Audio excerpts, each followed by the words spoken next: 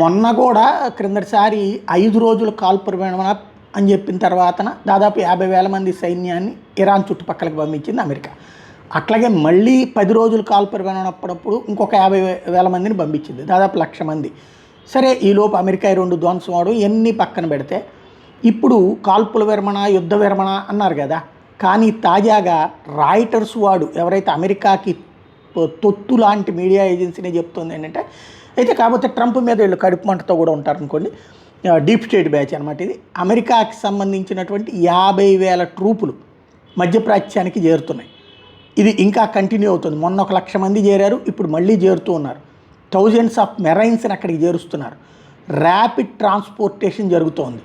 San Diego సంధి దగ్గర నుంచి భారీ ఎత్తున జరిగింది. ప్రెసిడెంట్ ట్రంప్ అయితే ఆల్రెడీ ఇది యుద్ధానికి సంబంధించినటువంటి దాంట్లో మా అన్ని ట్రూపులు రెడీలో ఉన్నాయి అంటే, ఇరాన్ మా షరతులకు ఒప్పుకోవాల్సిందే అంటున్నాడు. ఇరాన్ పెట్టే షరతులకు ఒప్పుకోమని కూడా అంటున్నాడు. మీ చుట్టూ మా బాంబులు ఉన్నాయి, మా నౌకలు ఉన్నాయి, జాగ్రత్త అని కూడా చెప్తున్నాడు. కాబట్టి ఏమైనా జరగచ్చు. ట్రంప్ అయితే మాత్రం పైకి చెప్తానే లోపల డిప్లాయ్మెంట్ చేస్తున్నాడు అన్నటువంటి విషయం అయితే అర్థమవుతోంది ప్రస్తుతానికి.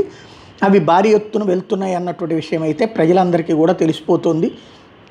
బికాజ్ ఆఫ్ న్యూస్ ఏజెన్సీల పుణ్యమా అన్నటువంటి దీంతో.